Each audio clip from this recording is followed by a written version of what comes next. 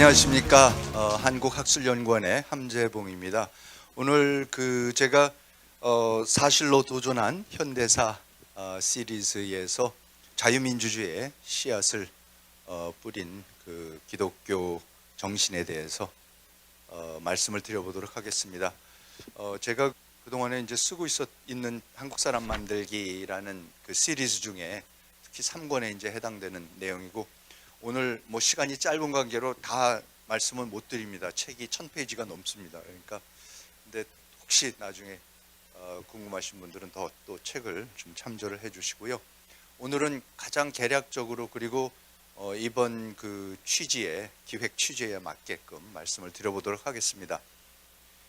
제가 그 사진들을 국기들을 좀 가져왔는데 이거 한번 아시죠? 이게 지금 맨 왼쪽 위가 그 스위스 국기고, 그 다음에 위에 중간이 네덜란드, 오른쪽은 뭐 이제 미국, 그 다음에 왼쪽 아래가 스코틀랜드, 그 다음에 아래 가운데가 잉글랜드입니다. 그러니까 미국, 네덜란드, 스위스, 스코틀랜드, 잉글랜드. 근데 이 나라들의 공통점이 뭔지 아세요? 그냥 흔히 이렇게 생각했을 때에 우선 굉장히 잘 사는 나라들이죠. 굉장히 잘 사는 나라고, 또 하나 중요한 특징이 뭐냐면 자유민주주의가 확실하게 되고 있는 나라입니다. 만들고 가장 정확하게 자유민주주의를 실행하고 있는 나라들이 이 5개 나라들입니다. 근데 이 5개 나라의 공통점이 뭔지 아세요? 위에 제가 써놨듯이 이게 칼뱅주의 국가들입니다. 그러니까 이 개신교를 만든 칼뱅주의자들이 만든 나라입니다. 그래서 저는 이 나라들이 받아들이고 꽃 피워서 자유민주주의하고 자유시장 경제를 지금 세상에서 누구보다도 제일 잘하고 있는데, 놀라운 사실이 바로 그 칼뱅주의가 우리나라에 옵니다. 조선에 옵니다. 조선 말에.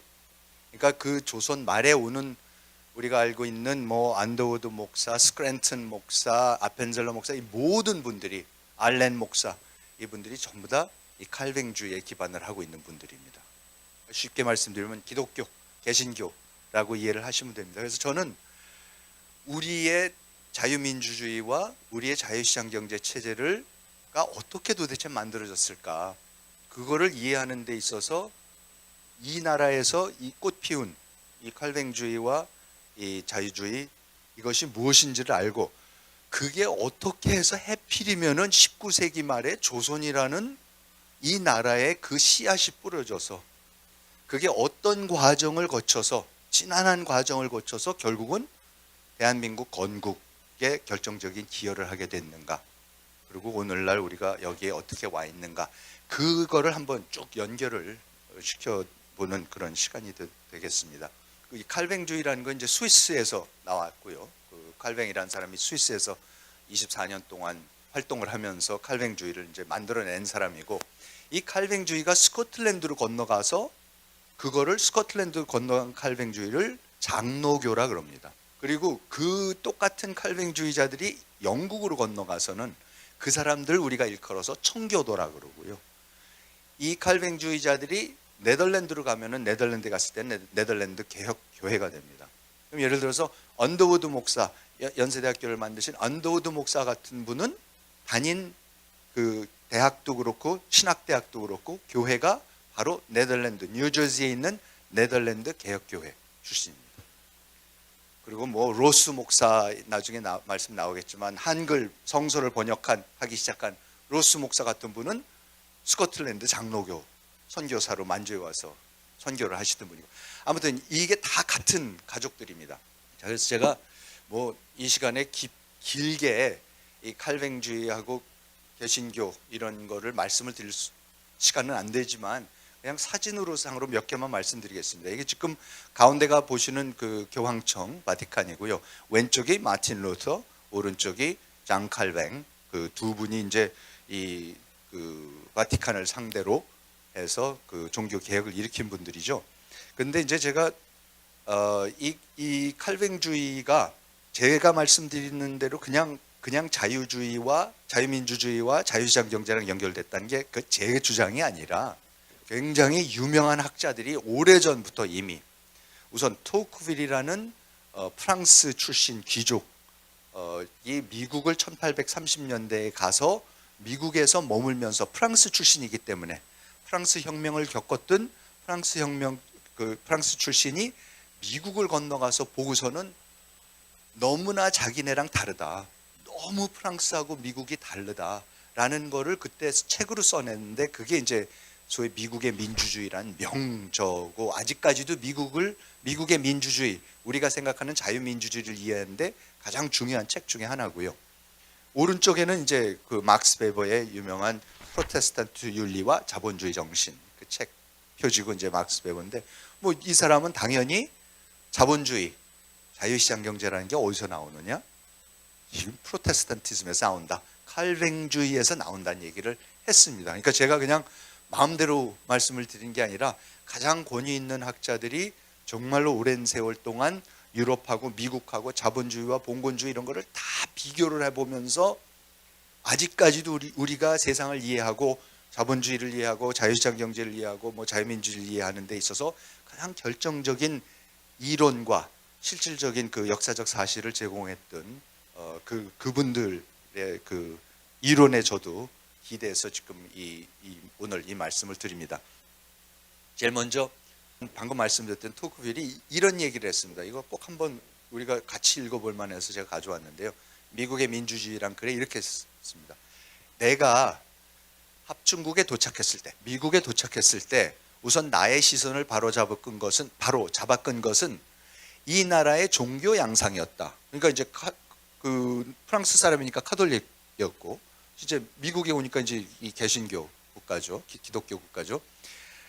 합중국에 오래 머물면 머물수록 나는 이러한 새로운 양상이 얼마나 대단한 정치적 결과를 가져오는지를 알아볼 수 있었다. 그러니까 미국의 이 개신교가 굉장히 특이한 정치적인 함의를 갖고 온다라는 걸 자기가 깨달았다.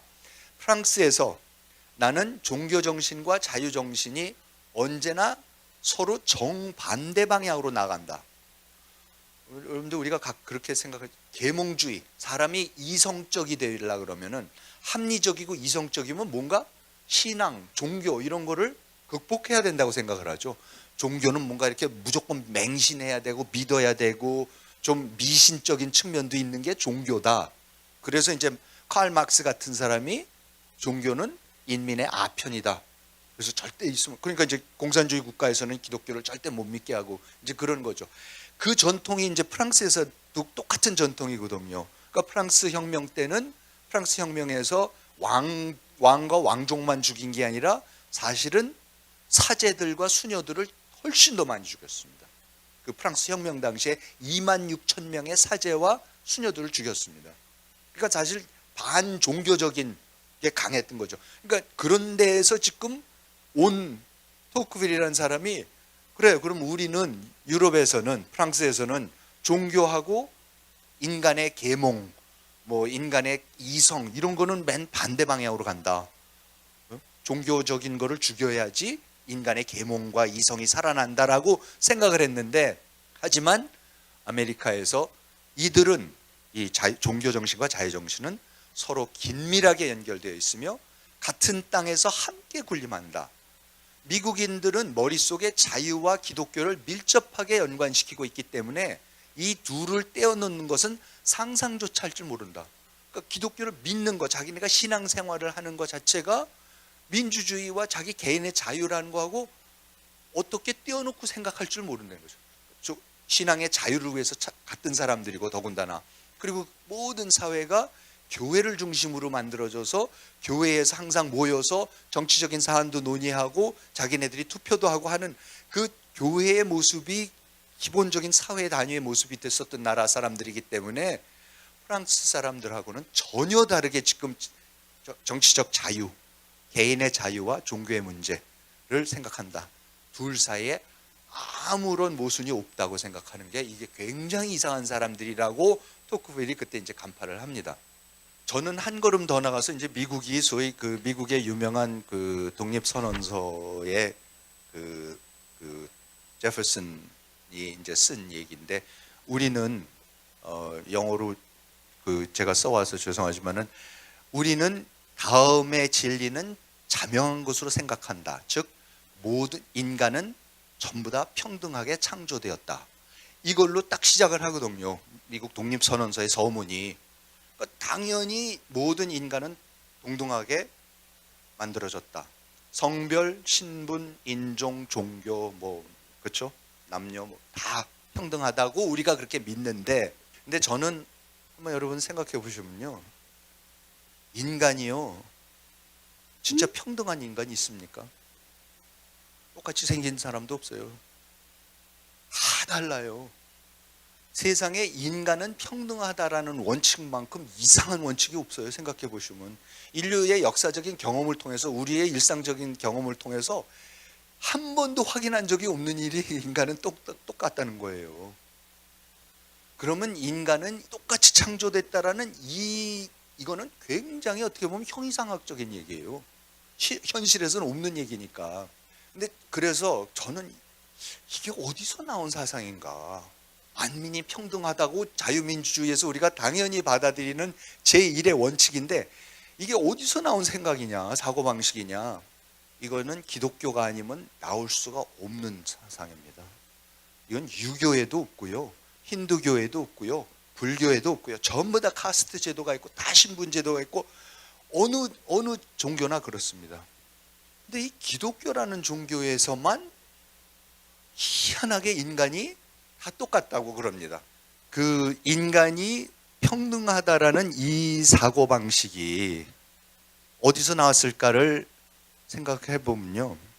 정말로 기독교에서 나오는데 기독교 밖에 이런 얘기가 안 나오는데 그 이유가 뭔지 아세요? 제가 저 나름대로 진짜 이거구나 했을 때 뭐냐면은 개신교를 만든 칼뱅이 인간은 원죄를 짓고 낙원에서 쫓겨나서 에덴 동산에서 신락원을 해서 완전히 이제 땅에 떨어지지 않습니까? 카톨릭에서는 인간이 신락원을 했음에도 불구하고 원래 하나님이 만드신 그 아담의 그 신이 만드신 그 인성이 기본적인 게 살아 있어서 인간들이 다시 열심히 잘하면은 하나님의 뜻을 자기네가 헤아리고 하나님의 뜻에 따라서 살아갈 수 있다. 그래서 이제 교회를 만들어서 교회가 죄를 사하여 주고 이제 이런 거를 하는 그 카톨릭 교회를 만들었는데 칼뱅이라는 사람이 그걸 전면적으로 부인을 합니다.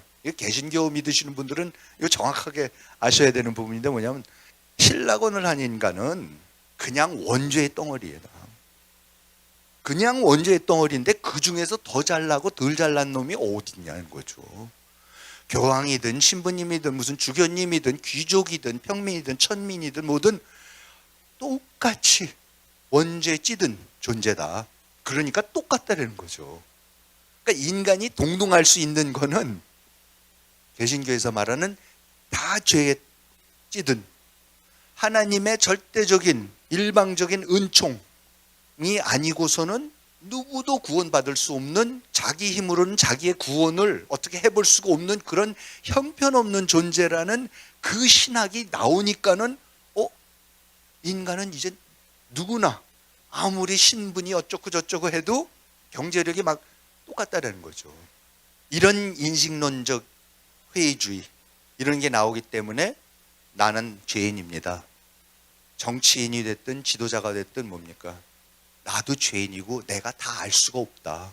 내가 도저히 알 수가 없는 거다. 그러니까 같이 협의하고 같이 토론하고 논의해서 해야 되는 거지 내가 절대적인 거 알 수가 없다라는 그런 겸손. 그게 가장 기본적인 정치적인 동목인데 그런 게 있어야지 자유민주주의가 되죠. 그런 게 가능한 게 칼뱅주의 때문에 가능합니다. 그래서 저는 칼뱅주의가 민주주의, 자유시장경제 이런 거에 소위 거창하게 말씀드려서 존재론적, 인식론적 토대다 이제 말씀드립니다. 그런데 저는 이 자본주의 정신하고 또 연결이 되는 부분이고 이 개신교에서 기독교에서 정확히 우리가 인식해야 되는 부분이 개신교, 그러니까 지금 우리가 기독교라고 하는 개신교의 가장 핵심은 금욕주의입니다. 지독한 금욕주의예요. 근데 그게 어디서 나타나면 보세요. 지금 이 그 사진 보시면요. 왼쪽에 그 유명한 그 노트르담, 파리의 노트르담. 이번에 작년인가 불이 나서 우리가 다 타서 지금 다시 짓고 있지만 어쨌든 화려하게 이를 데 없는 노트르담 성당이고, 이제 오른쪽에 흰 거는 미국의 동북부의 매사추세츠에 있는 그냥 미국 사람들 가장 흔한 18세기, 17세기, 18세기부터 짓고 쓰는 교회당입니다. 이 비교를 해보세요. 하나는 너무나 단순하고 너무나 금욕적이고 화려함이라고는 하나도 찾아볼 수가 없어요. 실내 장식, 왼쪽 역시 바티칸의 베드로 성당 안에 있는 그 베르니니가 만든 그 옥좌조 그냥 교황의, 그 다음에 이제 오른쪽은 아까 그 청교도들의 교회의 내부입니다. 아무런 장식 없습니다. 하나님을 만났는데 무슨 장식이 필요합니까? 복식이요. 한번 보세요. 카톨릭에서 입는 복식은 얼마나 화려합니까? 교황, 주교, 추기경들이 입는 너무나 화려한, 멋있죠 아주. 그런데 청교도의 복식은 뭡니까? 렘브란트의 그림에 나오는 그 당시 네덜란드의 청교도, 저 청교도들이 영국의 청교도들 똑같은 옷 입고 저도 옷 입고 미국 가갖고 또 청교도들이 나라 만들지 않습니까? 저 사람들은 뭡니까? 까만 옷이에요 그냥. 아직도 장로교 목사님들이 까맣게 까만 것만 입고 다니시는 그 하얀 이거 하는 거, 그게 유일한 겁니다. 네덜란드가 당시 세계에서 제일 부자 나라였었습니다. 그런데 저런 옷 입고 살았습니다. 그리고 마지막으로 한번 생각해 보시면요, 음식 문화, 스위스, 영국, 스코틀랜드, 네덜란드, 미국 혹시 가보신 분들은 아시겠지만 거기는 음식 먹으러 갈 데가 아닙니다. 먹을 음식이 없습니다. 너무 맛이 없습니다. 미안한 얘기지만 뭐 영국 사람들은 아니라고도 하는 사람들만 있지만, 우선 이태리, 프랑스, 스페인하고 비교를 하면요, 이거는 음식, 우리가 음식 먹는다 제대로 된 서양식 요리라 그러면 당연히 이태리, 프랑스, 스페인입니다. 와인 당연히 이태리, 프랑스, 스페인 와인이죠. 스코틀랜드에 무슨 와인 먹으러 안 갑니다. 네덜란드도 그렇고요.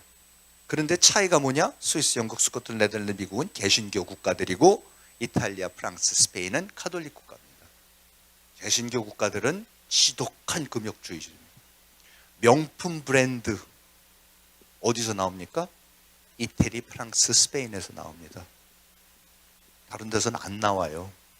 그러니까 화려하고 사치하고 그러는 거는 전부 다 카톨릭 국가들이고, 지독하게 금욕적인 이런 종교가 만민은 평등하다, 다 원죄의 덩어리이기 때문에 평등하다, 그리고 이렇게 금욕적으로 살아야 된다, 이렇게 절제하면서 살아야 된다 라고 하는 그 프로테스탄트 정신, 그 개신교 정신이 이게 이제 조선에 건너오는 겁니다.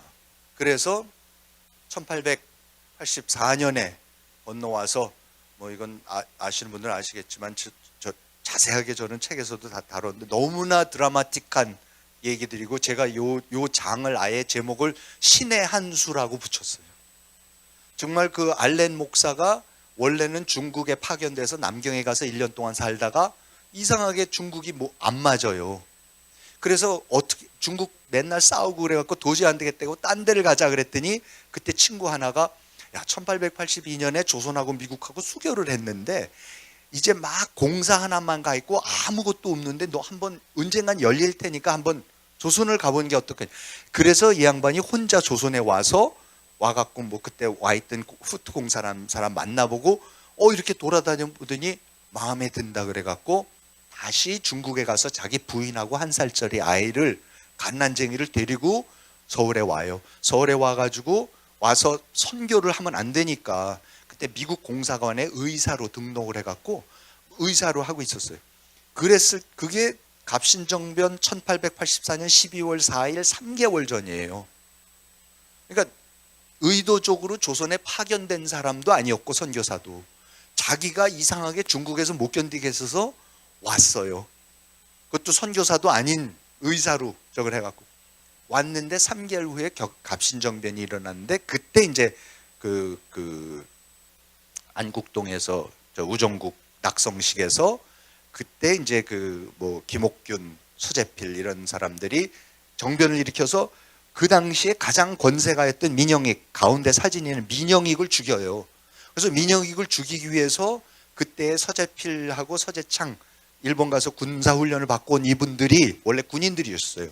서재필 씨도 그랬고 서재창도 그랬고, 이분들이 이제 민영익을 그 우정국 마당에서 칼로 내리쳐서 7번을 내리쳤어요. 그래서 죽인 줄 알았어.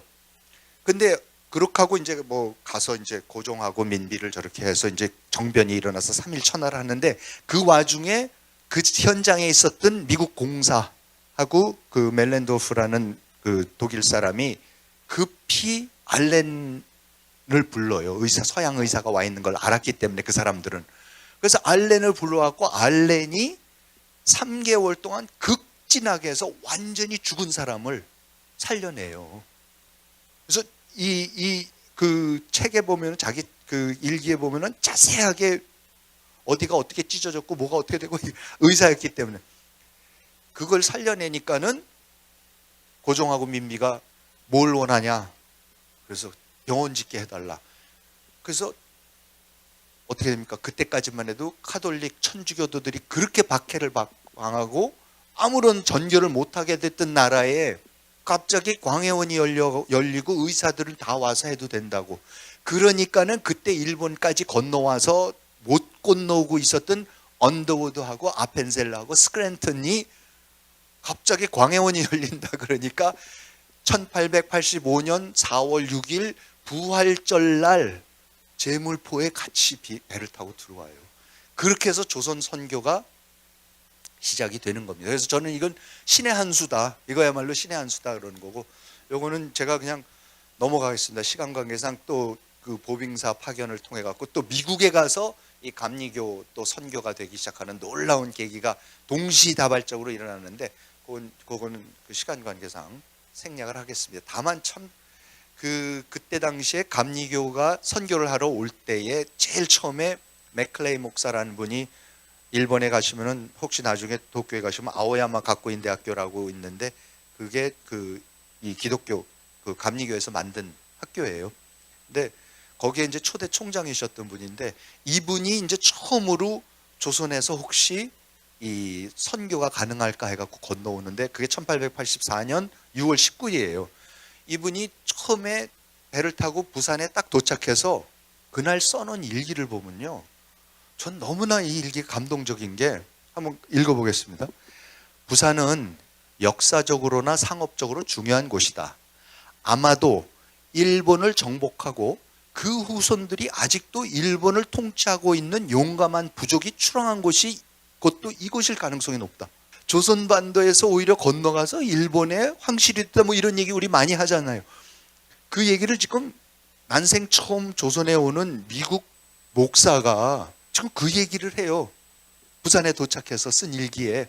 확실한 것은 지난 수백 년 동안 조선을 괴롭히고 침략해온 일본의 군대들이 이곳에 상륙했다는 사실이다. 그런데 오늘 일본으로부터 조선 사람들에게 우리 구세주에 대한 신앙을 통한 구원의 복음을 전해주고 싶어하는 사람들이 왔다는 사실을 음미해 보는 것은 흐뭇하고 마음 든든한 일이다. 이 얼마나 역사의 아이러니냐, 역설이냐라는 그런 얘기를 합니다. 그러니까 참 그 한국을, 조선을 너무나 잘 이해했던 분들이 어떻게 저런 분들을 파견을 해서 다 조선에 와서 이런 선교가 벌어지게 되는지 놀랍습니다. 그래서 말씀드린 대로 언더우드, 아펜젤러, 스크랜턴, 그 다음에 어머니 메리 스크랜턴, 어머니까지도 같이 그 선교하겠다, 여성 선교하겠다고 같이 오세요. 자, 그러면 이분들이 도착했을 때 조선이 도대체 어떤 상황이었냐? 이건 저는 왜 기독교가 이렇게 뿌리를 내릴 수 있었는지를 우리가 제대로 이해하기 위해서는 조선 말의 상황이 어땠었는가를 우리가 정확히 알아야 됩니다. 그리고 조선 말이 얼마나 아비규환, 제가 책에서 헬조선이라는 말을 썼어요. 자꾸 요즘 뭐 젊은이들이 뭐 지금이 헬조선이라 그런다 그래갖고, 헬조선 보고 싶으면은 19세기 헬조선을 봐야 됩니다. 그래서 얼마나 고종 때에, 민비 때에 이 조선이 잘못되고 있었고 엉망진창으로 통치가 되고 있었고, 거기서 신음하던 사람들이 기독교를 만났을 때에 얼마나 감동을 하고 왜 개종을 하게 됐는가를 이제 볼 수가 있습니다. 그래서 제가 우선 몇 가지만 여러 개 갖고 왔는데 하여튼 한두 가지만 읽어드릴게요. 이거 이제 선교사들이 와서 보고서 쓴 얘기들입니다. 정직한 관리란 조선에서는 거의 알려지지 않은 존재다. 가난한 사람들은 가여운 삶을 산다. 그들은 정기적으로 세금을 내야 될 뿐만 아니라 관리, 밀수꾼, 경찰, 군인 여기에 매년 겨울과 봄이 되면 출몰하는 도적대에게 돈을 바쳐야 한다. 조선 사람들이 소위 게으르다고 하지만 이는 사유재산권이 불안하기 때문에 나타나는 자포자기 현상에 불과하다라고 선교사님들이 쓰셨어요. 아무리 일하면 뭡니까? 정부에서 다 뺏어가고 도적대들이 다 뺏어가고 이런저런 관리들이 이런저런 이유로 다 뺏어가는데 도대체 일을 할 이유가 뭐가 있습니까? 소수의 부자 상인들과 지방에 많은 토지를 소유하고 있는 사람들을 제외하고는 대부분의 사람들은 매우 가난하며 서양 사람들이 본다면 불가능하다고 할 정도의 수준의 하루살이 인생을 살고 있다라고 합니다. 지방에는 관료주의가 만연하고 있다. 수없이 많은 집권남용이 자행될 뿐만 아니라 모든 중앙정부 체계는 직권남용의 핵심부로서 밑도 끝도 없는 부패의 바다여서 모든 산업에서 그 활력을 빼앗아가는 착취기관일 뿐이다라고 조선 정부에 대해서 선교사들이 와서 보고 얘기를 하는 겁니다. 관직과 재판의 판결은 마치 상품처럼 사고팔 수 있으며 정부는 빠른 속도로 쇠퇴하고 있기 때문에 오직 뇌물만이 살아남을 수 있는 원리가 되고 있다라는 것, 이게 그냥 적나라하게 보이는 그 당시 상황입니다. 그 다음에 이제 교육. 조선의 교육은 지금까지 애국지사와 사상가, 정직한 사람을 양성하는 데 실패하였다. 지금의 교육은 다음과 같이 진행되어 왔다. 일반적인 조선의 학교에서는 학생들이 중국 책들을 앞에 펴놓은 채, 서양 사람들이 보면 한문이면 중국 책이죠. 사서삼경 중국 책이죠. 바닥에 앉아서 상반신을 양옆으로 또는 앞뒤로 격렬하게 흔들면서 새벽부터 저녁 때까지 가장 큰 소리와 가장 높은 소리로 중국 고전들을 외우거나 낭송하고 중국 글자들을 쓰면서 자신들의 머리를 중국의 현인들과 신화와 같은 얘기들로 채우고 있다. 편협함, 판에 박힌 자만심, 오만함, 거짓, 노동을 천시하는 잘못된 자존심, 관대한 공공정신이나 사회적 신의를 파괴하는 이기적인 개인주의, 2000년 된 관습과 전통의 행동과 생각이 모두 노예처럼 매여있는 좁아터진 지적인 지평, 얕은 도덕성, 모욕적이라고 볼 수밖에 없는 여성에 대한 평가, 이런 것들이 조선 교육의 산물이다. 교육은 보통 어린 아이의 모든 뜻을 다 받아주고 모든 응석을 받아주고 모든 흠과 나쁜 버릇을 조금도 고쳐줄 생각은 하지 않고 웃어버린 데 있는데, 어린이가 아들인 경우에는 더욱 그렇다라고 19세기에 조선의 선교사들이 쓰셨는데 거의 아직도 그런 것 같습니다. 의료 수준이요, 지금 대한민국 의료 수준 세계 최고입니다. 이거 어떻게 이게 가능한지 모르겠는데요, 이때는요, 열병은 이곳에서 매우 흔한 질병이다. 이건 스크랜튼 박사가 쓴 겁니다. 방치와 영양실조로 인한 피부병 환자들이 수없이 찾아온다. 결핵과 특유의 퇴행성 증상들은 매일같이 병원에서 마주치는 질병이다. 매독도 물론 자주 볼 수 있다. 천연두는 풍토병 수준이며, 그렇죠? 천연두는 전부 다 우리 소위 곰보였었어요. 하도 흔해서 눈병 등 후유증이 있는 경우만 병원을 찾아온다. 올여름 창고란 콜레라는 수천 명의 목숨을 앗아갔다. 조선 정부의 병원들은 전염병이 걸린 사람들을 위해 아무것도 안 한다. 그들은 병원 밖에서는 절대 진료를 하지 않았고, 그러니까 의사가 왕진이라는 거 안 가고 전염병이 걸린 사람들은 절대로 병원에 들이지 않았기 때문이다. 그러니까 내버려요. 집안에서도 내쫓고 전염병이 나면은, 지금 코로나 같은 사태가 벌어지면 어떡합니까? 그냥 다 버리는 거죠. 사회기강이요, 술의 저주 역시 조선에 널리 퍼져 있다. 질질 짜는 술주정뱅이나 서로의 상투를 잡고 싸우는 술 취한 사람들끼리의 싸움은 불행히도 길가에서 흔히 볼 수 있는 장소. 이제 그 다음 거는 간단하게 그냥, 이상하게 조선에는 우유가 없더래요. 커피, 그리고 차도 안 마신대. 중국 사람들이나 일본을 가면 다 차를 마시는데 조선 사람은 차도 안 마시는데, 그러니까 이 다도 요즘 어쩌고 하는 거 이거 다 나중에 한 거예요. 없었어요. 보통 사람들은 마시지도 못했고 구경도 못하는 게 차였었고 우유도 안 마신대. 그러니까 친구들끼리 모이면 어떻게 해요? 다 집에서 만든 그냥 술밖에 마실 게 없대요. 그러니까는 이게 지금 그 다음에 뭐 맨날 이 도박하고 도둑질하는 거 이런 얘기도 있고, 거짓말은 일상화되어 있다. 조선 사람들은 수대에 걸친 연습으로 거짓말하는 기술을 예술의 차원으로 승화시켰다. 상인들은 모든 거래에서 끊임없이 사기를 치고 무리수를 둔다. 지금은 훌륭한 기독교인이 된 내 친구는 과거에는 아침에 깨어나는 순간부터 오늘은 누구에게 사기를 칠까 하는 생각부터 했다고 한다. 아니 그러니까 노동을 해서 밥 벌어 먹고 살 수가 없게 만들어 놓는데요. 그럼 어떻게 해요? 먹고 살아야 되는데 사기 쳐야죠. 네? 자기가 무슨 권력이 있어서 남을 갈취는 못하면은 그럼 사기라도 쳐야죠. 그리고 이러한 사고방식은 대부분의 조선 사람들이 공유하고 있다고 한다. 그들의 사고는 저 차원에 머물고 있다. 사회학이 사회를 압도하고 입에 담을 수 없는 부도덕함은 일상화되어 있다. 한마디로 조선 사람들은 아편을 피우는 것 하나를 제외하고는, 아편도 돈이 없어서 못 폈어요. 제가 봐서. 온순한 이교도들이 가질 수 있는 모든 부도덕함은 다 갖고 있다. 그리고 여기 이제 여성분들이 많이 계시니까 이 부분도 아마 많이 공감하실 거예요. 조선의 여성의 처지요. 아시아의 다른 나라에서들과 같이 조선에서도 풍속이 무섭게 부패해 있으며 그 필연적인 결과로 여성의 보통 처지는 불쾌하리만큼 천하고 열등한 상태에 놓여 있다. 여자는 남자의 반려가 아니라 노예에 불과하고 쾌락이나 노동의 연장에 불과하며 법률과 관습은 여자에게 아무런 권리도 부여하지 않고 말하자면 아무런 정신적 존재도 인정하지 않는다.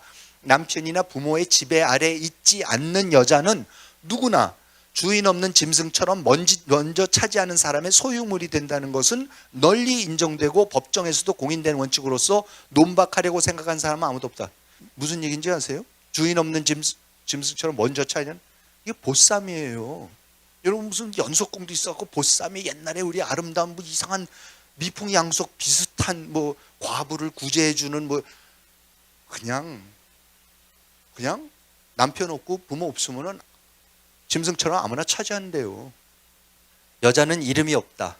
하기는 대부분의 처녀가 어떤 별명을 받고 나이 더 먹은 친척이나 그 집안의 친구들이 그 처녀들이 어렸을 때 그 별명을 부르기는 한다. 그러나 그들이 과년에 이르면 부모만이 그 이름을 부를 수 있고 집안의 다른 식구들은 남들과 마찬가지로 아무개의 딸, 아무개의 누이와 같은 완곡한 표현을 쓴다. 결혼한 뒤에는 여자는 이름이 없어진다. 친정 쪽 친척들은 대개의 경우 그 여자가 출가한 고을 이름으로 부른다. 천안댁 문제 이런 거죠. 친정 쪽 친척들은 시가 쪽 친척들은 시집 오기 전에 살던 고을 이름으로 부른다. 때로는 간단히 아무개 댁, 그러니까 남편의 성. 그 여자가 아들이 있으면 예의상 아무개의 어머니라고 불러야 한다. 가정의 행복은 아내가 구할 수 있는 것이 아니다. 조선 사람은 집은 있으나 가정은 없다. 하우스는 있으나 홈은 없다. 남편은 아내와 떨어져서 기거한다. 부부 사이의 우정과 같은 관계나 애정의 표현 같은 것은 없다. 남자의 즐거움은 여자친구나 기생을 통해서 얻어진다. 우리는 아내와 결혼하지만 첩과 사랑을 나눈다라고 이야기한 한 조선 양반의 표현으로 그들의 결혼 관계를 간략하게 요약할 수 있다라고.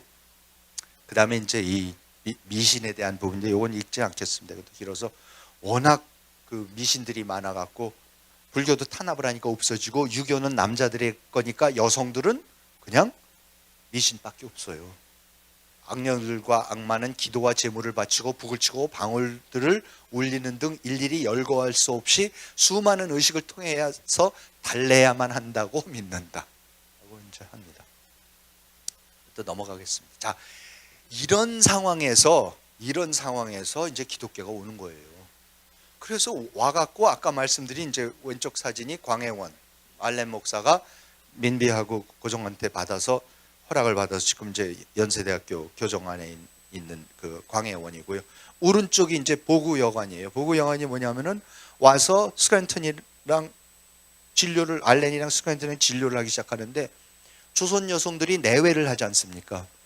그러니까 남자 서양 의사한테 진료를 못 받아요, 진맥을. 그 사실을 알고서는 빨리 여성 의사들을 보내달라고 선교본부에다 얘기해서 여성 의사들이 와서 보구 여관이라는 여성들 전용 병원을 지어서 치료를 해주기 시작하면서 제대로 된 이제 의료 서비스가 처음으로 이제 일어나기 시작하는 겁니다. 그래서 뭐 교육이 이화 배제 연희 숭실 이런 거에서 이런 데서 여성들이 교육을 받기 시작하고 천민들이 평민들이 교육을 받기 시작하면서 이제 근대 교육이 처음으로 일어나기 시작합니다. 또 중요한 얘기 중에 하나가 이 신분제도, 천민들 문제. 그러니까 왼쪽에 이 무호 목사라는 분이 오셔갖고 그 선교를 하는데 백정들을 상대로 이제 선교를 하기 시작했어요. 그래서 그 박성춘이라는 사람을 이제 전교를 해갖고 그분도 굉장히 중요한 역할을 나중에 하게 되는데 그 여기 사진에 보시면 오른쪽 사진은 그 아들 박봉출, 그러니까 박서양이라 그래갖고 우리나라 최초로 세브란스를 나와서 우리나라 최초로 의사가 된 분이에요. 옛날에 무슨 사극에도 연속극에도 나왔었는데 이 주제에 대해서 백정의 아들입니다. 그런데 이때에 예를 들어서 장로를 이제 뽑으면 장로교회가요. 이제 나중에 잠깐 말씀드리겠지만 장로를 뽑으면은 그 당시에 교인들이 대부분이 천민 출신들이 많아요. 훨씬 더. 양반들은 자기네 제사 지내고 그래야 되니까 개종을 안 하죠. 근데 가끔가다 이제 그 양반들도 출신들도 있는데 그럼 장로를 뽑으면 장로는 1인 1표제입니다. 그럼 당연히 천민들이 많으니까 장로를 뽑으면 꼭 천민 출신이 장로가 돼요. 그러면은 결국 가서는 홍문동 교회에서는 양반들이 나중에 가서 도저히 이거는 안 되겠습니다라고 목사님 저희 따로 나가겠습니다. 나가서 교회를 따로 차려요.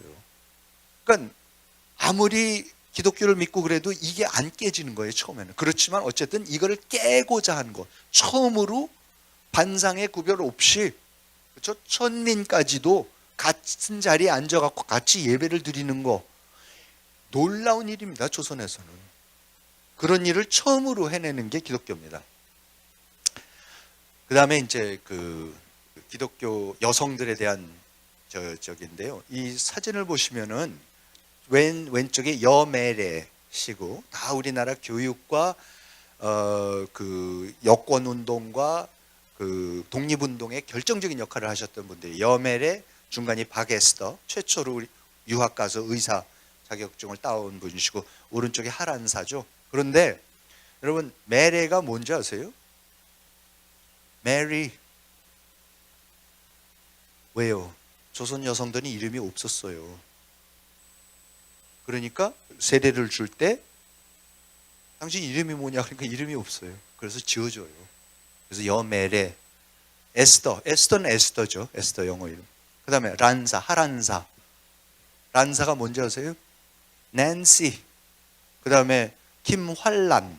환란은 뭡니까? 뭐 같으세요? 헬렌이에요, 헬렌. 1888년 9월 말 이화학당에서 첫 여성 세례식이 있었어요. 스크랜턴 여사가 쓴 글입니다. 2주 전 저녁에 부인 3명이 세례를 받았습니다. 다른 이들도 뒤를 이을 것으로 생각합니다. 여기 조선 여인들은 이름이 없다는 점을 알려드리고 싶습니다. 부인들은 이씨, 박씨 같은 집안 혹은 어떤 남성의 소유일 뿐입니다. 그래서 우리는 이들이 세례를 받으러 나올 때 어떻게 불러야 할지 몰라 곤혹스러웠습니다. 우리는 처음에 생각하기를 이들이 어렸을 때 불렸던 이름을 되찾아주는 것이 좋다고 생각했습니다. 그런데 그들은 어릴 때 그저 큰애기 혹은 작은애기 같은 칭호로 불렸다는 것을 알았습니다. 이제 와서 그런 이름을 붙여주는 것은 적당하지 않다는 것을 알고 우리는 마르다, 미리암, 살로메, 헬렌, 메레, 그렇죠? 란사, 낸시 이런 기독교식 이름을 지어주기로 했습니다. 박마리암 하여튼 뭐 전부 다 그런 식으로 이름들이 이제 생기기 시작하는 거죠. 그러니까 조선 말에 가면 여성들이 이름이 없다가 저런 영어 이름을 붙여줬다가 그 다음에 일제 시대가 되니까 어떻게 됩니까? 일본식 무슨 뭐 미자 무슨 뭐 자자 붙는 그렇죠? 그 이름 일본식 이름을 붙여줬던 거고요. 그렇게 해서 조선 여성들이 이름이 생겨나기 시작하는 겁니다. 근데 제일 먼저 한 게 이 기독교가 들어와서 하는 겁니다. 아까 그 장로 뽑는 선출 문제 말씀드렸죠. 저는 조선 최초의 선거, 조선 사람들이 난생 처음 투표라는 거, 그러니까 투표라는 게 뭡니까? 자기 지도자를 자기 손으로 뽑아보는 경험을 언제 했었느냐? 대부분 1948년 재헌국회 때 뭐 투표하는 거 아닙니다. 장로 뽑을 때 했습니다. 장로 뽑을 때. 그렇죠? 장로는 누가 뽑습니까? 위에서 임명하는 게 아니라 교인들이 뽑아요. 그리고 그 장로들, 뽑힌 장로들이 목사님을 초빙해 오는 거 아니에요. 그렇게 그러니까 밑으로부터 한 게 이게 민주주의입니다. 그래서 그런데 1887년 10월 7일 제가 아는 가장 오래된 우리나라 최초의 선거에 대한 기록이 있습니다. 1887년 10월 7일 언더우드 목사 일기입니다. 지난주 화요일 우리는 2명의 장로를 선출하고 그 다음 일요일 임명함으로써 장로교회의 조직을 완성하였다. 우리는 14명의 교인으로 시작하였고 일요일 1명을 더 받았다라고 해서 이게 세문안교회입니다. 최초로 장로교회를 제대로 장로를 선출해서 하는 세문안교회가 이렇게 해서 출범을 하는 겁니다. 그날 존 로스 목사가 한글 성서 번역 때문에 마침 그날 왔었어요. 신약 성서 문제로 일기입니다. 뱃길로 한양으로 갔다. 뱃길은 여행을 가능하게 했을 뿐만 아니라 쉽게 해줬다. 나는 특별한 날 저녁에 한양에 도착했다. 나를 맞아준 언더우드 씨는 그날 밤 자신의 작은 예배당에 가서 그곳에서 자신의 작은 모임을 공식적으로 장로교회로 조직할 것이라는 사실을 알려줬다. 어둠이 도시를 덮자 나는 그와 그의 의사 동료들과 함께 길을 나섰다. 장지문을 살짝 두드리자 우리는 어느 방 안으로 인도되었고 그곳에는 총명해 보이는 정장한 14명의 남자들이 우리를 기다리고 있었다. 그 중에 한 명은 그날 밤 세례를 받았다. 그러나 보다 중요한 것은 그 참석자들의 투표를 통해서 그중 2명을 장로로 선출하는 일이었다. 그중 2명이 만장일치로 선출되고 그 다음 안식일에 공식으로 장로에 임명이 돼서 장로교회가 이렇게 출범을 합니다. 투표는 이렇게 해보는 겁니다. 그러니까 1948년 재헌국회가 생기기 전에 1887년부터 60년 동안 조선의 기독교인들은 선거를 했습니다. 절대로 48년에 최초로 한 거 아니에요. 어떻게 해야 되는 건지 알고 어떻게 토론해야 되는 건지 알고 그렇죠? 나와서 발표하는 거 다 해보고 투표하는 거가 뭐라는 거 다 알고 있었습니다. 그리고 이제 이건 또 이제 한글의 재창제. 여러분 세종대왕께서 기가 막힌 글자를 만들어 주셨어요. 저는 요새도 글 쓸 때마다 참 놀라운 게 타작이라는 게 원래 영어로 시작했던 거 아니에요. 영어에 24글자 있잖아요. 근데 우리 지금 한글이 몇 글자인지 24글자예요. 원래 28이었는데 4개 없애가지고 그러면요 이 세상에서 그러니까 뭐 서양의 뭐 스페인어, 이태리어 뭐 이거 자기네 같은 거 말고 비서양권에 있는 나라에서 컴퓨터를 쓸 때 단추 하나만 누르면은 자기 말로 그대로 아무것도 안 받고 그냥 그걸로 치면 되는 거고 또 한 번 누르면 다시 영어로 왔다 갔다 하는 이런 알파벳이라는 게 아무도 없어요. 중국 사람들 어떻게 하는지 아시죠? 아세요? 중국 사람들은요 이거를 문자하고 이럴 때 어떻게 하는지 아세요? 그 자기의 단어를 영어로 읽었을 때 영어 발음을 영어로 쳐야 돼요.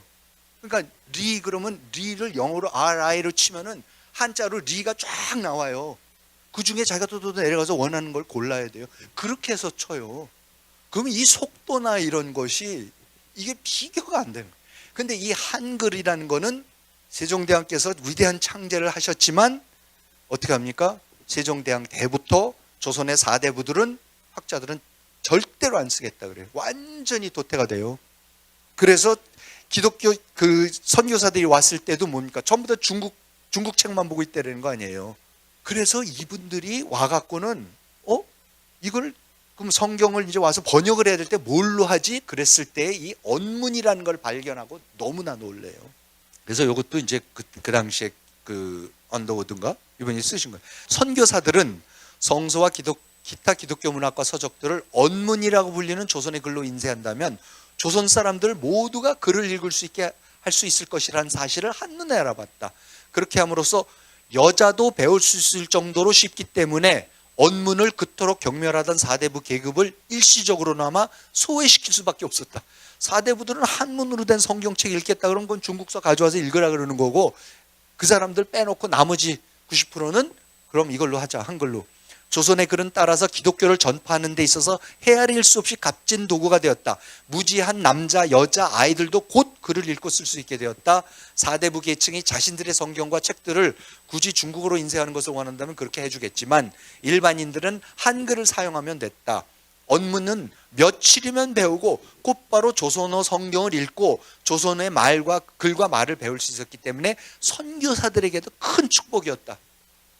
이렇게 해서 한글이 드디어 다시 살아나게 됩니다. 그래서 이건 넘어가겠습니다. 그러면서 이분들이 맨 왼쪽 사진이 로스 목사, 아까 말씀드린 대로 만주에서부터 한글 성서 번역하기 시작했던 그 스코틀랜드 장로교 목사님, 언더우드 목사, 아펜젤러 목사, 게일 목사, 오른쪽은 이제 이수정 씨라고 일본에 건너가서 최초로 개신교 했던 분인데 그분 스토리도 굉장히 감동적이고 슬픈 거지만 어쨌든 이분이 거기서 한글 성서 번역을 시작했었고 그때 자기의 신앙 고백을 저렇게 한글로 써놓은 거가 이수정 씨입니다. 밑에 왼쪽 사진이 저게 이제 한글 성서 번역 위원회라서 지금 말씀드린 언더우드, 아펜젤러, 게일 목사 이런 분들이 하는 거고 그 사진들이 표지 사진들이 그때 다 이분들이 번역을 한글로 번역해서 인쇄하기 시작한 책들입니다. 그래서 이러한 이 과정을 통해서 그러니까 한글로 된 최초의 단행본, 요즘 뭐 너무나 많지만 최초의 한글 단행본 책은 1900년에 이분들이 번역을 완성해서 정동제일교회에서 바친 예배를 드리면서 기념했던 신약 성서입니다. 신약 성서가 한글로 쓰여진 최초의 단행본 책입니다. 그리고 로스 목사가 가로쓰기라는 걸 처음 시작했고 띄어쓰기를 제일 먼저 시작했습니다. 그전엔 다 세로쓰기, 붙여쓰기, 띄어쓰기가 없으니까는 그랬던 거를 이분들이 다 만들어낸 겁니다. 그러니까 나중에 우리가 배우는 뭐 유명한 한글 학자들이 주시경 이런 분들이 했다. 전부 다 기독교 이분들한테 배웠던 분들입니다. 자, 그러면 이제 이렇게 교육, 의료, 반상의 구별도 철폐하고 한글도 제공해서 이제 읽고 쓸 수 있게 되고. 그럼 저는 진짜 이 번역하신 분들의 노고라는 게 아까 말씀드렸지만은 한글이라는 걸 써보질 않았지 않습니까? 한 번도 글자만 만들어 놓고 한 번도 써본 적이 없기 때문에 예를 들어서 신약 성서에 나오는 그 수많은 개념들과 저 철학적인 형이상학적인 개념들과 이런 것까지도 전부 다 다시 만들어내야 됐어요. 우리 말 물론 이제 중국 한자 가져오고 일본 한자 가져오고 이러면서 자꾸 만들어내야 되겠지만은 참 너무나도 아무 내용이 없는 한글이었기 때문에 그 내용을 단어들부터 해갖고 개념들을 전부 다 채워나간 분들이 진짜 이분들이에요. 그래서 그런 의미에서 우리가 알고 있는 이 근대적인 한국인이 갖고 있는 그 세계관과 그거를 뒷받침해주는 수많은 개념들이나 단어들은 사실 기독교 성서를 통해서 들어온 것이 대부분이라고 할 수가 있겠습니다. 자, 그런데 이런 과정을 통해 갖고 조선에 기독교가 들어오면서 이제는 어느 순간부터 이 개종이라는 것이 일어나기 시작해요. 근데 저는 꼭 이게 기독교 신앙 차원의 문제가 아니라 이 개종이라는 걸 통해서 아까 처음에 말씀드렸던 이 규율과 기강, 그러니까 너무나도 게을르고, 그러니까 노동을 할 필요가 없기 때문에 뭐를 벌기만 하면 착취를 당하기 때문에 노동은 안 하고 술만 마시고 도박만 하고 도둑질하고 사기칠 생각밖에 안 하던 사람들한테 이 기독교가 들어와서 이런 교육을 시켜주면서 더군다나 기독교의 가장 중요한 그 수단이 뭐냐면 이제 개종인데 회심인데 그 회심이라는 걸 통해 가지고 완전히 이 규율, 기강 이런 거를 내재화시키는 작업이 놀라운 일이 벌어지기 시작합니다. 그래서 그 부분을 몇 가지만 제가 가져온 건데요. 요게 언더우드 목사 부인이 쓰신 책에 나오는 건데 콜레라 병원이 개원한 후에 이제 여름마다 콜레라가 창궐을 하니까 그곳에 여러 번 들린 그는 그러니까 그 신화순이라는 분이에요.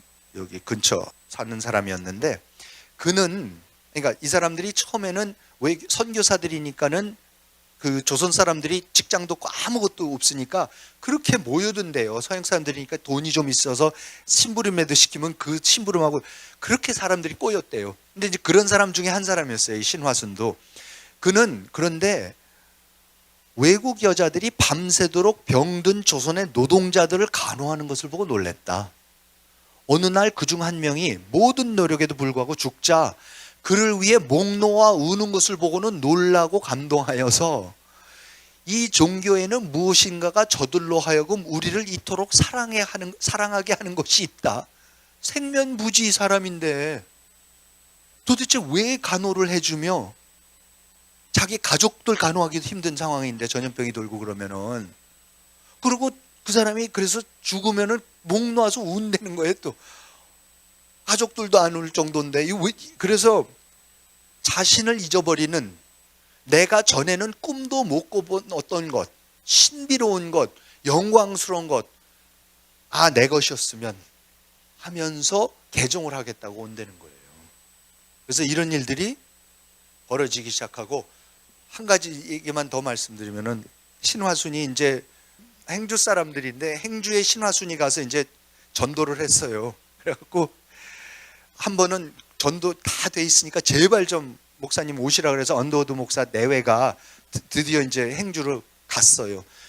갔는데 한참 가서 어디에 잠깐 그 쉬고 있는데 어떤 사람들이 우르르 몰려오더니 그러더래. 당신이 혹시 저 아랫 동네 사람들이 읽고 있는 그 책을 쓴 사람들이냐 갖고 있냐고. 그래서 뭐 성경책 얘기들. 그래서 그렇다고. 근데 그 책 우리한테도 좀 줄 수 있겠냐고 그러더래요. 그래서 그러겠다고. 근데 왜 그러냐 그랬더니 아, 저 동네 사람들이 그렇게 못돼 처먹은 사람들이었대요. 그래서 맨날 우리 동네 와서 뭐 서리에 가고 맨날 애들이 그러고 그랬는데 아니 이 사람들이 이 책을 읽더니 당신들이 준 책을 읽더니 너무너무 사람들이 착해졌대요. 그러면서 뭐라고 표현을 하냐면은 맨날 수박이고 참외고 다 서리에 가고 다 훔쳐가고 그랬는데 요새는 땅에 떨어져 있는 것들도 애들이 지나가는데 죽어가지를 않는데요. 자기 거가 아니면. 그러면서 훔치는 거는 나쁘다. 근데 훔쳐서 걸리면 너 혼난다. 벌을 아무리 심하게 줘도 그래도 계속 도둑질을 한대요. 피해서. 그런데 당신들이 무슨 얘기를 어떻게 했길래 얘네들은 떨어져 있고 아무도 안 보는데도 안 주워가도록 자율, 그게 규율의 내재화입니다. 이거 가져가면 안 된다라는 누가 봐서 걸리면 혼이 나서가 아니라 이거는 잘못된 거라서 안 가져가고 가게끔 자기 자신이 자기 자신을 제어할 줄 아는 이런 게 조선 사람들이 그 당시 상황에서 보고선 깜짝 놀라요. 이것 좀 해달라고. 그래서 책을 줘서 또 전교가 되고. 그래서 갔더니 결국은 행주산 앞에 도착했더니 온 동네 사람들이 나와서 찬송가를 부르는데 박자 하나도 안 맞고 음정 하나도 안 맞고 조선 사람들만큼 노래를 못하는 사람들이 세상에 없다 그래요. 왜냐하면 여러분 상상이 되십니까? 너무 노래를 못해 조선 사람들이. 그냥 찬송가라는 거 처음 해보고 그러니까 노래라는 걸 불러본 적이 없고 서양 더군다나 이런 노래를. 그러니까 찬송가를 하라고 하면 아무것도 안 맞는데 아주 그냥 그 자기네가 열심히 시켜놓고서도 아주 그냥 그 목사님들하고 사모님들이 괴로워갖고 아주 혼나는 모습이 늘 나오는데 이게 천지개벽이 이런 거를 천지개벽이라고 하는 겁니다. 그래서 근데 그렇게 해서 자기네를 맞아들이고 그리고 이분들이 전국을 다니면서 언더우드 목사님 내부는 조선에서 만나서 결혼을 하세요. 처녀 총각으로 와서. 그래서 신혼여행을 어디로 가냐면 북쪽 선교여행을 떠나요. 한 번도 서양 사람들이 안 가본 데로. 하여튼 이런 노력의 결과 이런 규율의 내재화가 되기 시작합니다. 그래서 이거는 그 당시에 장로교에서 그 세례를 받으려면은 지켜야 되는 7가지 규율이 있었어요. 그 선교사들이 이거 지켜라, 지킬 자신이 있으면은 세례 준다 이제 이러는 건데 7가지가 있어서 제가 책에는 장로교 7거지약 이렇게 썼었는데 첫 번째, 누구든지 교인이 되려면 조상 숭배를 해서는 안 된다. 제사만 지내던 사람들한테 제사 안 지내면 어떻게 됩니까? 쫓겨나요, 집안에서. 지세 지내지 말래요. 아주 대놓고. 이 프로테스탄트입니다. 교인은 오직 하나님을 섬기고 어떤 경우에도 다른 신을 섬길 수 없다. 따라서 조상신을 섬기는 제사는 어떤 경우에도 용납될 수 없다. 1절에 타협이 없습니다. 이렇게 무섭습니다. 믿든지 말든지 믿을 거면 목숨 걸고 믿으라는 겁니다. 둘째, 안식일을 거룩히 지켜야 한다. 주일은 안식의 날이고 거룩한 날이므로 사람이나 짐승이나 모두 안식을 취해야 한다. 여러분, 일요일 날 쉰다라는 개념이 어디서 나왔습니까? 기독교 때문에 나왔습니다. 생계 유지를 위해서 일해서는 안 되고 엿새 동안 힘써 일하고 주일은 쉬어야 한다. 뭐 긴급을 요하는 일을 할 수 있다라고는 해놨지만, 셋째, 부모를 공경하라. 살아계신 부모에 대한 효도는 하나님의 명령이므로 살아생전에 부모 섬기기를 주께 해야 한다. 넷째, 불법적인 혼인 관계를 금하라. 하나님께서는 남자 하나 여자 하나를 지으시고 부부로 삼으셨으니 서로를 버려서는 안 되고 첩을 두거나 음란한 일을 해서는 안 된다. 조선의 4대 부들이 전부 다 첩을 두고 있었던 상황에서 절대 안 된다. 다섯째, 먼저 자신의 가족에게 복음을 전하라. 딸, 아들, 며느리들한테요. 세례 받으려면은 아버지, 어머니, 시아버지, 시어머니한테 가서 한글 가리키래요. 성경을 읽으시도록 해야지 된대. 그러니까 문자 해독률이, 문자 복음률이 올라가는 거예요, 우리나라가. 그래서 근대인이 되기 시작하는 거죠. 모든 교리를 행하는 것은 무엇보다도 중요한 것이므로 자기 가족을 설득하여 찬양하고 기도하며 일심으로 하나님을 의뢰하고 순종케 해야 한다. 여섯 번째, 생업에 근면하고 계명을 지켜라. 이게 프로테스탄트 윤리와 자본주의 정신입니다. 자기 밥은 자기가 벌어 먹어야 된다. 하나님은 일하기 싫거든 먹지도 말라고 하셨다. 어느 누구도 일하지 않고 먹을 수 없다. 게으르지 말라, 거짓말하지 말라, 시기하지 말라, 도적질하지 말라, 정직하게 돈을 벌고 힘을 다해 자신과 가족을 부양하라. 즉 조선 상황에서는 정부고 뭐고 절대로 못하게 만드는 일만 골라서 다 해야만 된다라고 지금 그러는 거예요. 일곱 번째, 악한 범죄를 피하라. 성경은 술 취함과 노름을 금하고 있다. 이런 것에서 분쟁과 싸움, 살인과 상해가 나온다.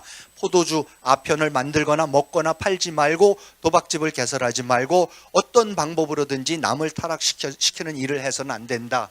그래서 언더우드 목사 부인이 가면 이제 부인들 어디 전교여행을 가면 꼭 부인 여자들만 따로 이제 당연히 모이고 남자들 따로 모이고 그랬는데, 그러면 모였을 때요 나오는 얘기들이 기가 막힌 일이 나옵니다. 어떤 사람은 자기는 도저히 믿고 싶은데 세례를 받고 싶은데 받을 수가 없습니다. 그랬더니 왜 그러니까 전 지금 주막을 운영하고 있는데 술 팔지 말라 그러는데 술 팔고 있어서 못한다고 그래요. 어떤 사람은 그런데 그 술을 주막을 운영하는 사람이 하던 사람이 술을 다 길에다 버리고 개종을 했대요. 그래서 그걸 왜 다 버리냐고. 이걸 내가 딴 사람한테 팔면 그 사람이 또 팔 거 아니냐고. 그래서 난 버려야 된다. 버리고 정말 찢어지게 가난하게 전교 활동을 하면서 산다라는 거예요. 어떤 여자는 모여 앉아서들 그 당시만 해도 하도 영아 사망률이 높으니까 하도 애기들이 많이 죽으니까 애기들 죽는 거에 대해서 이제 자꾸 그 부인들이 언더우드 목사 부인한테 질문을 자꾸 해요. 그랬더니 예수님이 애기들을 사랑하셔서 이 세상에 있을 때는 예수님이 지켜주시고 그리고 죽은 다음에도 하나님이 영접하셔서 잘 데리고 있다가 여러분들도 하나님을 잘 믿으면 나중에 천당에 가서 다시 그 애기들을 만날 수 있습니다. 이제 이런 얘기들을 교리 설명을 해줬더니 갑자기 그 중에 한 여자가 막 목 놓아 울기 시작하더래요. 그래서 왜 그러냐 그랬더니 무당이었었는데 옛날에 아이를 낳는데 신이 들려서 자기 아이를 내동댕이 쳐서 죽였대요. 거기서 벗어나지 못하고 죄책감에 평생을 그랬는데 모든 죄를 어떤 잘못도 다 품어주신다. 그리고 너가 잘 믿으면 가서 그 아이 만날 수 이제 이런 거에 완전히 감동을 하고 그래서 믿게 되고 이런 얘기들이 그냥 그 당시에 부지기수로 있습니다. 선교사들의 이 선교가 요즘 선교보다 훨씬 더 감동적이고 그래서 저는 19세기에 우리 조선에서 일어난 선교를 보면서 처음으로 저같이 엉터리 교인도 성서에서 말하는 신약 성서에서 예수 그리스도가 갈릴리에서 뭐 만나갖고 뭐 몇천 명씩 와갖고 뭐 산상수훈을 사랑이 어쩌고 하면은 그렇게 감동해서 예수님 따라다니고 했다라는 얘기가 솔직히 와닿지가 않았는데 그랬구나. 똑같은 갈릴리에서 그 당시에 그 유대 지방에서 그 사람들이 당하고 있던 그 삶의 상태가 딱 조선말 상태가 똑같구나. 그런데 이런 복음이 그야말로 오고 의료, 교육 이거 다 해주고 반상의 차별, 남녀 차별 없애고 이러면서 해주는 일이 일어나니까 정말로 놀라운 변화가 일어나기 시작합니다. 지금까지 말씀드린 거는 1884년부터 와서 이태서부터 정말로 가장 아래, 가장 헐벗고 진짜 착취당하던 그 계층부터 이분들이 전교를 하기 시작해서 올라오기 시작하는 거고, 근데 이 우리나라의 기독교가 정말로 놀라운 게 다른 한편으로는 그 일이 벌어지고 있는데 다른 또 거의 동시대에 윤치호, 서재필 이분들이 1884년에 갑신정변이 실패해서, 아까 그랬죠, 갑신정변이 실패해서 그때 칼 맞아 죽을 뻔했던 민영익을 알렌 목사가 살려주는 바람에 조선에서는 광해원이 열리면서 개신교 선교가 가능해져서 지금까지 말씀드렸던 그런 선교가 불같이 일어나고 있는 거고, 윤치호, 서재필은 그때의 개화파였기 때문에 서재필은 곧바로 이제 일본으로 망명을 갔다가 미국으로 가는 거고, 윤치호 씨는 85년까지 있다가 85년 초에 자기는 정변에는 가담을 안 했지만 개화파였기 때문에 나도 그만두겠습니다 하고 사직서를 내고 상해에 건너가서 상해에 영 앨런 목사가 만든 중서서원이라는 영국 대학에서 영어로 거기 가서 공부를 하면서 개종을 합니다. 그러니까 똑같은 시기에 밑에서 선교사들이 와서 선교하는 거하고 우리의 지도자들이 이런저런 이유로 미국으로 직접 가서 미국에서 미국 사회를 그대로 보고 미국 사회를 정확하게 배우고 미국의 기독교를 완전히 배워가지고 와서 만나는 게 그게 독립협회고, 와서 보니까는 이승만이라는 젊은 청년 같은 사람들이 배제학당 같은 데를 나왔고 영어를 유창하게 하고 연설을 기가 막히게 하니까 윤치호, 서재필 씨가 1895년, 둘 다 95년, 그러니까 1885년에 가서 10년 동안 외국을 떠돌다가 지금 10년 만에 돌아와 봤더니 이러한 기가 막힌 선교가 지금 일어나서 이승만 청년 같은 사람이 저렇게 나와 있는 거예요. 그래서 가서 연설시켜보고 그러면서 점점 그 독립협회를 만들어 나가기 시작하면서 96년 4월에 독립신문을 창간하고 7월 2일 독립협회를 설립하고 96년 11월 30일 날 배제학당에서 협성회라는 게 학생회입니다. 학생회를 조직을 해서 이승만이 윤치호 씨 또 서재필 씨 지도하에 그 이제 협성회를 이승만 박사가 아니죠, 그 당시 이승만 청년이 만들죠. 근데 그 전에 사실 이제 95년에 귀국했고 맨 왼쪽이 서재필, 그 다음이 윤치호, 그 다음에 이제 한성 감옥에서 당연히 아시겠지만 왼쪽에 서 계신 분이 이제 이승만. 이분도 한성 감옥에서 개종을 하세요. 사실 배제학당 다닐 때는 아니셨는데 감옥에서 개종을 하고 거기서 또 나중에 또 다른 걸로 잡혀 들어오신 월남 이상재 선생한테 전교를 하는, 그러니까 선교사를 통해서 감옥에서 외국 가서 기독교를 배우기 시작하는 거예요. 그러면서 이분들이 만들어낸 독립협회가 결국은 나중에 가서는 만민공동회라는 걸로 발전을 해서, 만민공동회라는 게 뭐냐면요, 그냥 간단한 겁니다. 의회 정치를 하자는 거예요. 입헌군 주재하고 의회 정치를 하자는 거예요. 의회를 만들자는 거예요. 그래서 그 의회 정치에서를 주장하기 위해서 이 만민공동회라는 걸 여러 번 개최를 하는데 가장 컸고 중요했던 게 1898년 10월 29일 날 종로에서 열었던 집회예요. 근데 이 집회가 이제 고종으로 하여금 결국은 그 시무 냈죠 해갖고 결국은 받아들이게 했다가 나중에 또 고종이 배반을 해갖고 다 독립협회 만민공동회 없애버리고 그렇게 되지만은, 그날 1898년 10월 29일 날 제일 큰 만민공동회 집회를 하는데 첫 연사가 누군지 아세요? 박성춘. 기억나세요? 박성춘이 누군지? 백정의 백정. 무호 목사가 곤당골 교회에서 전교한 그 백정이 의회 정치를 주장하는 제일 큰 시민 집회 종로에서 제일 연사로 나와서 이 사람은 대한에서 가장 천하고 무지몰각한 사람입니다. 그러나 충군 애국의 뜻은 대강 알고 있습니다. 오늘날의 이국 편민하는 길은 관민이 합심한 연회해야 가능하다고 봅니다. 저 차일에 비유하건대 한 개의 장대로 바치면, 이런 그 차양 같은 거를 한 개의 장대로 바치면 역부족이지만 많은 장대를 합해 바치면 그 힘이 매우 공고해집니다. 엎드려 바라건대 관민이 합심하여 우리 대황제의 성덕에 보답하고 구군이 만만년 이어지도록 하게 합시다라면서 천민이 오프닝 스피치를 하는 겁니다. 이게 어떻게 조선에서 가능한 일입니까? 이승만 박사가 한성감옥에서 회심한 다음에 쓴 글입니다. 그때 나는 그들이 말하던 예수를 믿지 않고 있었다. 그런데 내가 어디선가 들었던 말이 떠올랐다. 내가 너의 죄를 회개하면 하나님께서는 지금이라도 용서하실 것이라는 말인데, 그 말이 나의 마음에 떠오르자마자 나는 나의 목에 걸려있던 나무칼에 머리를 숙이고 오 하나님, 나의 나라와 나의 영혼을 구하여 주시옵소서 하며 기도했다. 나에게 가장 기이했던 것은 1900년 전에 죽은 사람이 나의 영혼을 구할 수 있다고 생각했다는 것이다. 근데 참 이분이 특이했던 게 나의 영혼이 아니라 꼭 나의 나라래. 나라가 꼭 들어가. 참 특이해요. 그러니까 이 기독교를 믿는 여러 가지가 있지만 영혼 구원, 구령 이 두 가지는 기독교를 통해서만 가능하다라는 확신이 이제 생기니까 이런 그 기독교 지도자가 출연을 합니다. 이상재 선생, 위대한 왕이 보낸 사자가 자신에게 말하기를 나는 몇 년 전 당신이 워싱턴에 있을 때 성경을 주어 믿을 기회를 주었지만 그대는 이를 거절했다. 그러니까 자기가 워싱턴에 갔을 때도 당연히 미국 사람들 보고 뭐 목사님들도 만나고 뭐 이런 게 성경, 근데 그때도 안 믿었다는 거예요. 이것이 첫 번째 죄이다.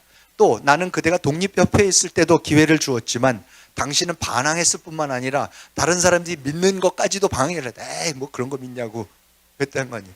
이런 식으로 당신은 민족이 앞으로 나갈 길을 막았으니 이것이 더 큰 죄다. 죄다. 나는 그대의 생명을 보존하여 감옥에 그대를 두었는데 이것은 내가 그대에게 주는 신앙을 갖게 하는 또 다른 기회이다. 만일 지금도 그대가 회개하지 않는다면 그 죄는 이전보다 더 큰 것이 될 것이다 라는 목소리가 들려와서 겁이 나서 회심을 하신 거죠. 개종을 하신 겁니다. 그러면서 이승만 박사가 1903년에 쓴 글입니다. 부럽도다. 저 개명한 나라에서 들은 사람의 몸과 집안과 나라를 통이 하나님으로서 구원을 얻었으니 조선도 이 세대에 처하여 풍속과 인정이 일제히 변하여 새 것을 숭상하여야 할 터인데 예수교는 본래 교회 속의 경장, 개혁하는 주의를 포함한 거로 예수교가 가는 곳마다 변혁하는 힘이 생기지 않는 데가 없고 선교사들 선교 과정에서 이 놀라운 경장의 힘이, 개혁의 힘이 보였던 거 아닙니까? 예수교로 변혁하는 힘인즉 피를 많이 흘리지 아니하고 순평이 되며 나중에 우리가 이제 공산혁명이 일어났을 때 그 피 흘리는 걸 우리가 보죠. 그 혁명에 비해서는 얼마나 소리 없이 사실 조용히 일어나는 혁명이니까 한 사람 한 사람의 내적 세계를 변화시키면서 일어나는 혁명이니까 한 번 된 후에는 장진이 무궁하여 상등 문명에 나아가니 이는 사람마다 마음으로 화하여 실상에서 나오는 연고라. 자기 마음에서 우러나는 거라. 우리나라 사람들이 마땅히 이 관계를 깨달아 서로 가르치며 권하여 실상 마음으로 새 것을 행하는 힘이 생겨야 영원한 기초가 잡혀 오늘은 비록 구원하지 못하는 경우를 당할지라도 오늘 당장 나라가 독립을 못할지라도 장래에 소생하여 다시 일어서 볼 여망이 있을 것이요 라고 쓰셨습니다. 이런 과정을 거쳐서 1904년이 되면은 조선의 지도층들이 대거 개종을 하기 시작합니다. 그래서 김정식 경무관 출신, 홍재기 법관양송소장, 한성재판소 판사, 뭐 이승만 박사 물론, 유길준, 그 동생 유성준, 그 다음에 최병헌, 길선주, 김병조 첫 7분의 목사가 1904년에 장로교회 목사님들이 안수를 받으시고 이원긍 당대 최고의 한학자였습니다. 홍문관 교리, 이조참이 북청부사 이런 분이 이원긍, 월남 이상재 이런 분들이 연동교회에 나가기 시작하면서부터 그 한학자들까지도 이제 개종을 하기 시작하는 놀라운 변화들이 일어나기 시작을 합니다. 그래서 1903년 10월 28일 황성기독교 청년회라는 게 설립이 된 그게 YMCA입니다. YMCA가 이제 창립이 되고 그래서 거기에 윤치호, 이상재 뭐 이런 분들이 전부 다 이승만 이런 분들이 들어가서 저 사진 보시면 사진이 1920년대의 종로의 YMCA 건물입니다. 굉장했습니다. 그러니까 근대의 지도자들이 저기에서 영어 공부한다 뭐 한다 해서 전부 다 YMCA를 그때 나왔습니다. 1904년이 되니까요, 평양에 46개 남자 초등학교, 기독교 4개의 여자 초등학교, 여자 중학교, 사범학교, 평양신학교가 생깁니다. 선천에만 1904년에 21개의 초등학교와 57개의 기독교 단체가 설립이 됩니다. 1905년에는 한 해 동안에 전국에 120개의 기독교 학교가 새로 설립이 됩니다. 그러니까는 1894년부터 갑오개혁을 시작해서 과거제가 폐지가 됩니다. 과거제도가 폐지가 되면은 서원도 필요 없고 서당도 필요 없고 아무것도 필요가 없어요. 그걸 통해서 사람을 뽑는 게 아니니까. 그러면 교육 자체가 무너지는 겁니다. 아무런 교육이 없어요, 조선에. 나라가 하는 교육이라는 게 없어져 버립니다. 집안에서 한문 공부는 하는 사람들이 있을지 몰라도 이게 지금 사회에 진출해서 지도자로서 뭐를 자기 몫을 할 수 있는 그런 사람을 훈련하는 그런 교육제도는 조선이란 나라가 얼마나 후진 나라였으면요. 교육제도 자체가 없어집니다. 그러니까는 나라 지키지 못하는, 국방도 못하죠. 백성들 병들면 고쳐주지도 못하죠. 교육도 못 시켜줍니다. 나라가 아닙니다, 조선은. 말해가서는. 그거를 완전히 대체하는 게 기독교입니다. 그러니까 기독교 교육이 없었으면 아무런 교육이 안 일어납니다. 일제가 들어와서 학교 생기기 시작하는 게 언제입니까? 1910년대 말에 가고 20년대 초에 들어가야지 본격적으로 근대 국민학교, 뭐 중학교 이런 것들이 생기기 시작하지 않습니까? 그 사이에 모든 공백을, 조선의 교육 공백을 메운 게 기독교입니다. 그러니까 3.1운동이 벌어지는 거고, 3.1운동은 기독교가 하는 겁니다. 1919년이 되면요, 일제에 저항할 수 있는 조직이라는 것을 갖고 있는 종교가 됐든 뭐가 됐든 생각해 보세요. 아무것도 없어요, 기독교 말고는. 교회가 있으니까, 전국적인 교회 조직이 있으니까는 교회만이 조직적으로 뭘 할 수가 있습니다. 뭐 유관순 뭐 전부 다 기독교. 그렇죠? 그러니까는 그 기독교 운동이 일어나서 3.1운동이 가능했던 것이고, 저는 일제 시대에 이런 거는 이제 제가 더 자세히 앞으로 글을 통해서도 이제 말씀을 드리겠지만은, 3.1운동이 일어났을 때에 국권을 회복하겠다 그랬지 않습니까? 뺏긴 나라 되찾자고. 근데 여러분 생각해 보시면요, 빼앗긴 나라를 되찾으면 무슨 나라를 뺏겼습니까? 조선을 빼앗겼잖아요. 그러니까 일본한테 빼앗긴 건 대한제국이에요. 조선 아니면 대한제국인데, 그러면 3.1운동을 하면서 대한제국이나 조선을 다시 세우자는 사람이 있었습니까? 단 한 명도 없었습니다. 아무도 조선 사람 중에서 조선 다시 세우자는 사람 없었어요. 공화국 세우자 그랬어요. 기독교인들이 주도를 했었던 거고요. 여러분, 조선이 망했을 때요, 조선의 망함을, 지금까지 말씀드렸던 일, 조선이 망하는 것을 슬퍼했었던 사람들이 누가 있었겠어요? 여성들이 슬퍼했을 것 같아요? 조선이 망했다고? 아니요. 천민이 슬퍼했겠습니까? 아니요. 상민이요? 서북인이, 서울 출신들이 아무도 슬퍼하지 않았어요. 슬퍼한 사람들은 극히 민시척족. 민영환 선생 혼자서 그것도 자결하셨잖아요. 그러니까 안국동에 아직도, 안국동에 동상이 요새는 잘 안 보이는데 전에는 안국동에 동상이 있으셨는데, 아무튼 민충전공 한 분, 당연히 민시척족이니까 가장 많은 권력과 권세를 누렸던 왕실에서 아무도 없었어요. 너무나 쉽게 나라 그냥 일본한테 바쳤고, 이왕가라는 이름은 일본 황실에서 조선 왕실에다가 공식적인 명칭을 붙여서 자기네 가계도의 한쪽 구석에 이왕가라고 붙여줬어요. 그러니까 이방자 여사 같은 분이 굉장한 일본의 귀족, 정말로 오래된 귀족 가문 출신이에요. 그런 분하고 결혼시키고 이제 그런 거죠.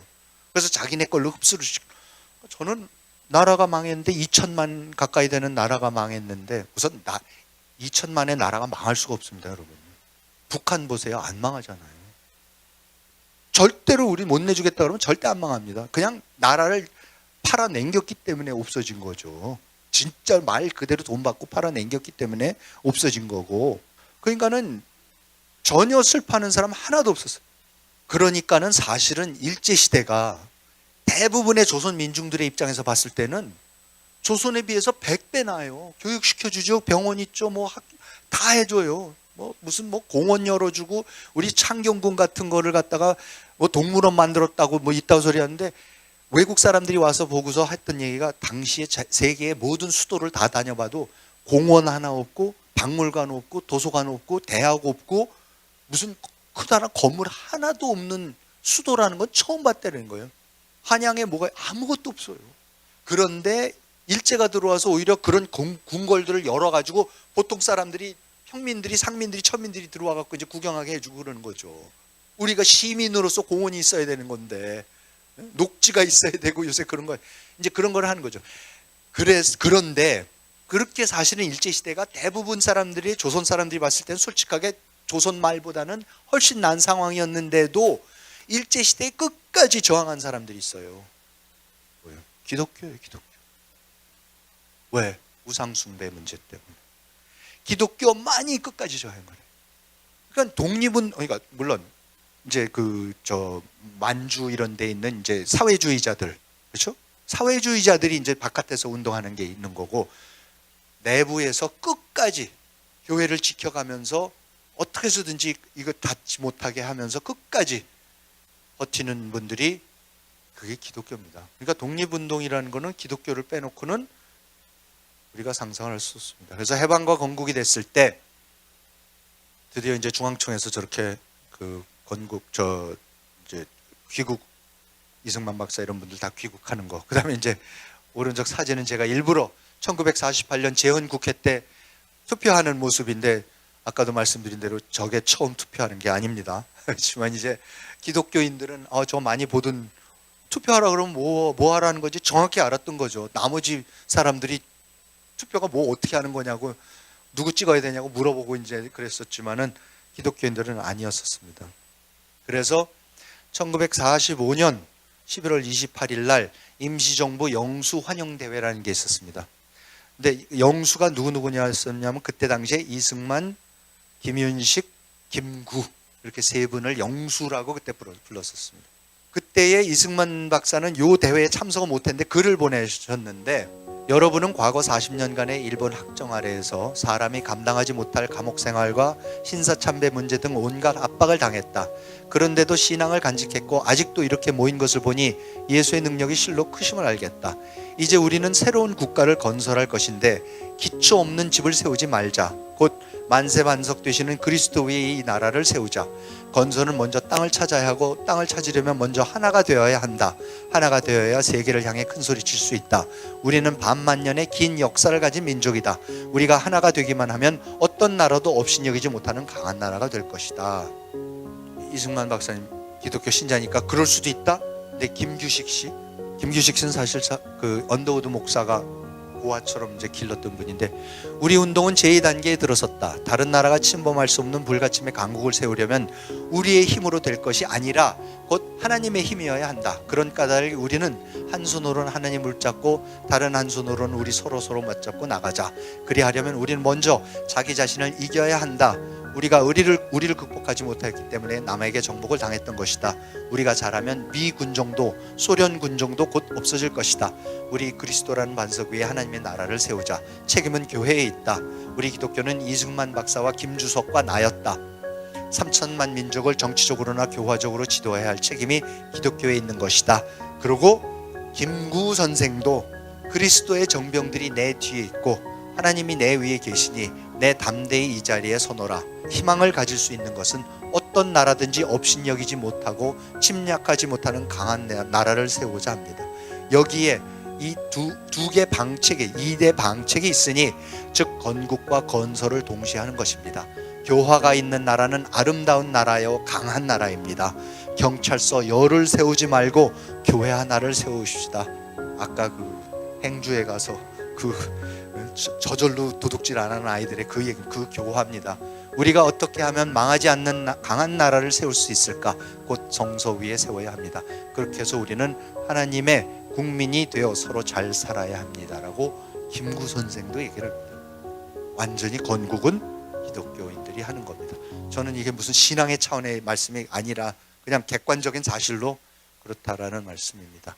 그래서 제가 강의 처음에 시작했던 국기에 그 칼뱅주의, 자본주의와 자유주의 시장경제, 자유민주주의를 가장 만들었고 가장 잘하는 나라 중에 대한민국도 이제 거기에 당당히 끼일 때가 된 것이 아닌가.